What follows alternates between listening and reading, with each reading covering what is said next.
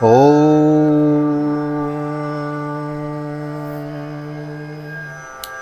श्री राधे, जय श्री कृष्ण। आप सभी को एक बार पुनः आप सभी का बहुत बहुत स्वागत है आप ही के YouTube चैनल VKBPS परिवार श्री धाम वृंदावन। मैं राधेश्याम वशिष्ठ आप सभी का बहुत बहुत स्वागत करता हूँ। ले चलता हूँ आज की एकादशी की पावन कथा प्रसंग में। आज है मोहिनी एकादशी। तो वैशाख मास के शुक्ल पक्ष की आज एकादशी है, मोहिनी एकादशी। विश्व भर के समस्त वैष्णव जनों को, वैष्णव भक्तों को एकादशी की बहुत बहुत हार्दिक शुभकामनाएं। वैष्णवों के लिए मानो यह तो एक प्रकार का अवसर ही है। मास में 2 एकादशी आती हैं तो 2 दिन ठाकुर पूजा, ठाकुर जी की आराधना का, उपवास का हमें अत्यधिक अवसर मिलता है। तो आज है मोहिनी एकादशी। मोहिनी एकादशी की आप सभी को एक बार बहुत बहुत बधाई। कमेंट में लिख देवें मोहिनी एकादशी महोत्सव की जय। मैं राधेश्याम वशिष्ठ, भागवत निकेतन, बाल गोपाल जी की सन्निधि, श्री धाम वृंदावन, यहाँ से आपको यह कथा श्रवण करा रहा हूँ।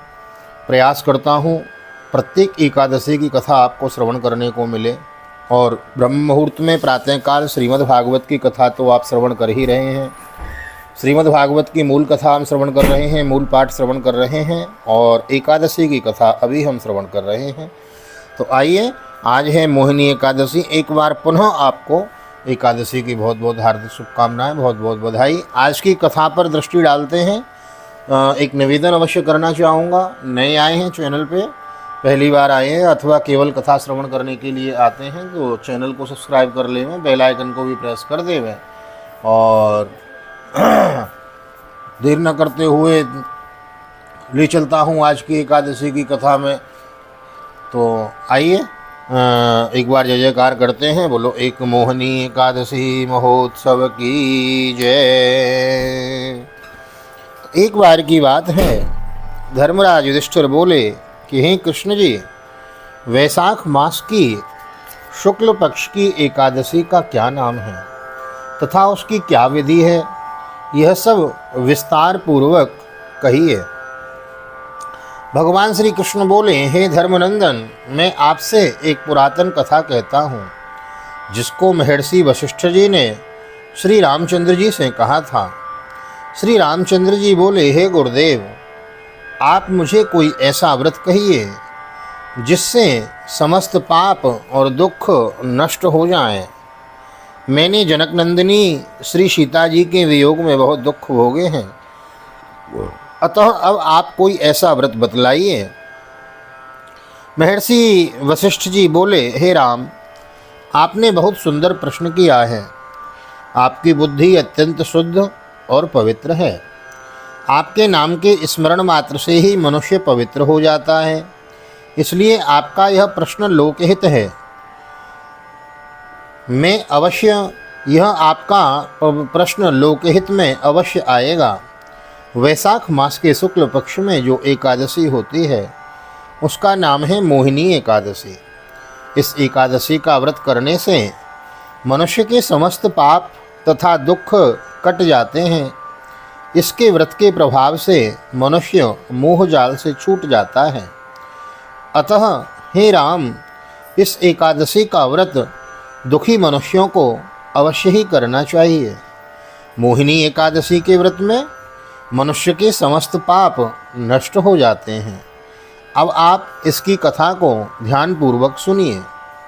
सरस्वती नदी के किनारे एक भद्रावती नाम की नगरी बसी हुई है।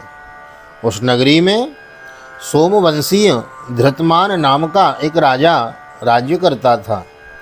उसी नगरी में एक धन धान्य से पूर्ण पुण्यवान एक वैश्य रहता था। उसका नाम था धनपाल।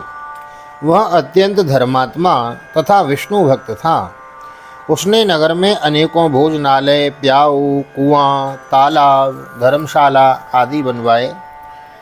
उसने सड़कों के किनारे आम, जामुन, नीम आदि के वृक्ष लगवाए, फलदार वृक्ष जिनके नीचे लोगों को छाया मिले और फल खाने को मिले।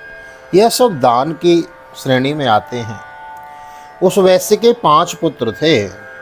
उसका सबसे बड़ा पुत्र अत्यंत पापी था।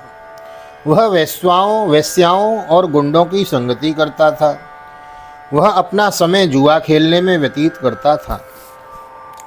वह दूसरों की स्त्रियों के साथ भोग विलास करता था।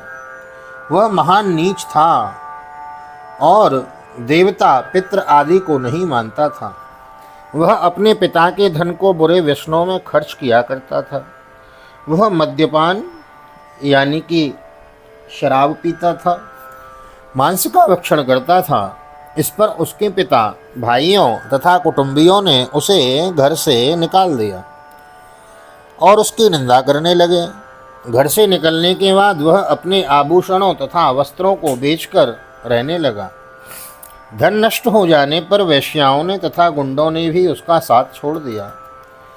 अब वह भूख और प्यास से दुखी रहने लगा। देखो, धन जब तक है ना तभी तक लोग आपके पास में हैं। लोग पूछेंगे आपसे कि आप कैसे हैं, कब तक, जब तक आपकी जेब में पैसे हैं।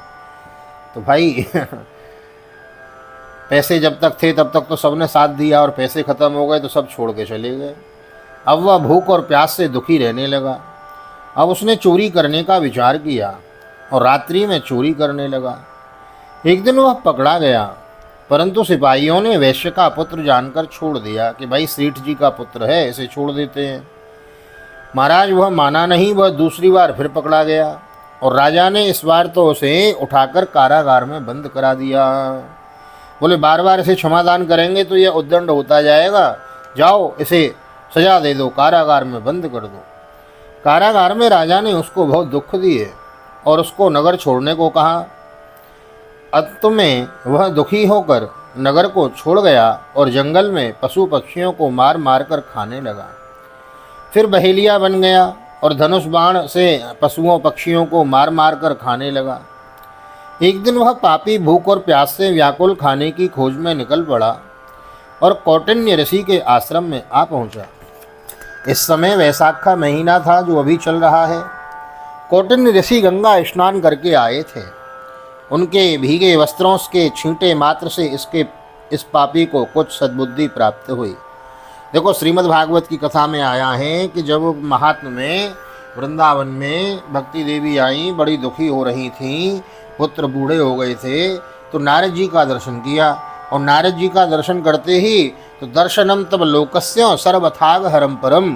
भक्ति कहती है नारद जी आपके दर्शन मात्र से मेरा दुख दूर हो गया है। तो संत दरस जिम पातक टरही, संतों का दर्शन मात्र ही महाराज पापियों के पापों को मिटा देता है। तो संत के भीगे वस्त्रों के छींटे मात्र से इस पापी को कुछ सद्बुद्धि प्राप्त हुई। वह पापी मुनि के पास हाथ जोड़कर कहने लगा, हे मुनि, मैंने अपने जीवन में पाप किए हैं, आप उन पापों से छूटने का कोई साधारण और बिना धन का उपाय बतलाइए, क्योंकि धन तो इसके पास था ही नहीं। तब ऋषि बोले कि तू ध्यान देकर सुन, तू वैशाख मास के शुक्ल पक्ष की एकादशी का व्रत कर। इस एकादशी का नाम है मोहिनी एकादशी। इसके करने से तेरे समस्त पाप नष्ट हो जाएंगे। मुनि के वचनों को सुनकर भव बहुत प्रसन्न हुआ और मुनि की बतलाई हुई विधि के अनुसार उसने मोहिनी एकादशी का व्रत किया। हे राम जी, उस व्रत के प्रभाव से उसके समस्त पाप नष्ट हो गए और अंत में वह गरुड़ पर चढ़कर विष्णु लोक को गया। इस व्रत से मोह आदि भी नष्ट हो जाते हैं। संसार में इस व्रत से अन्य कोई श्रेष्ठ व्रत नहीं है। इसके महात्म के श्रवण व पठन से जो पुण्य होता है वह पुण्य 1,000 गोदान के पुण्य के बराबर होता है। बोलो मोहिनी एकादशी महात्म की जय। तो आज की महात्म कथा श्रवण करने से हमारा मोह नष्ट होता है और यदि यह कथा हम श्रवण करते हैं तो 1,000 गोदान का पुण्य भी मिलता है, यानी 1000 गाय हमने दान कर ली, इतना पुण्य मिलता है। देखो, कलयुग में मन से किया हुआ पुण्य बहुत मानसिक पूजा का बहुत विस्तार बताया गया है। तो मन से हमें यह सारे फल प्राप्त हों, ऐसी ठाकुर जी के चरणों में प्रार्थना, ठाकुर जी के चरणों में ऐसी विनती। और आइए जय जयकार करते हैं। बोलो मोहिनी एकादशी महोत्सव की जय। श्री कृष्ण कन्हैया लाल की जय। श्री वृंदावन धाम की जय। राधा रानी सरकार की जय। गोवर्धन नाथ की जय। यमुने महारानी की जय, बांके बिहारी लाल की जय, गैया मैया की जय, तुलसी मैया की जय, अपने अपने माता पिता की जय, सद्गुरुदेव भगवान की जय, आज के आनंद की जय। जय जय श्री राधे, जय जय श्री राधे, जय जय श्री राधे श्याम, जय जय राधे, जय जय श्याम, सबको मिले वृंदावन धाम। ऐसी प्रार्थना मेरी ठाकुर जी के चरणों में। यहाँ तक वीडियो बने हैं तो वीडियो को लाइक कर दे में, शेयर कर दे में, कमेंट में एकादशी मोहिनी एकादशी महोत्सव की जय लिख दे में। और मिलते हैं अगली एकादशी की कथा में। और श्रीमद् भागवत की जो बृहद कथा आपको श्रवण करने के लिए मिल रही है उसको सुनना न भूलें। बने रहें हमारे चैनल पे। यमुना जी का दर्शन, जीव सेवा का दर्शन, श्रीमद् भागवत की मूल कथा, मूल पाठ श्रवण और एकादशी कथा श्रवण और सहस्त्र नाम, अष्टोत्तर शतनाम आदि श्रवण करने के लिए हमारे चैनल पे आप बने रहें। फेसबुक पे भी हमें फॉलो कर लें, इंस्टाग्राम पर भी हमारी यही आईडी है VKVPS परिवार वृंदावन। तो एक बार पुनः हृदय से आप सभी को VKVPS परिवार का सदस्य बनने के लिए हृदय से बहुत बहुत धन्यवाद, बहुत बहुत आभार। नए आए हैं तो चैनल को सब्सक्राइब किए बिना न जाएं। वीडियो अच्छी लगी हो तो लाइक करें, कुछ अच्छा ना लगा हो तो डिसलाइक करें, ताकि हमें कुछ अच्छा करने का कुछ आगे सोचें। तो आइए आज की कथा को ही विश्राम देते हैं। आप सभी को हृदय से प्यार भरी जय श्री राधे, जय श्री कृष्ण, हरि ओम।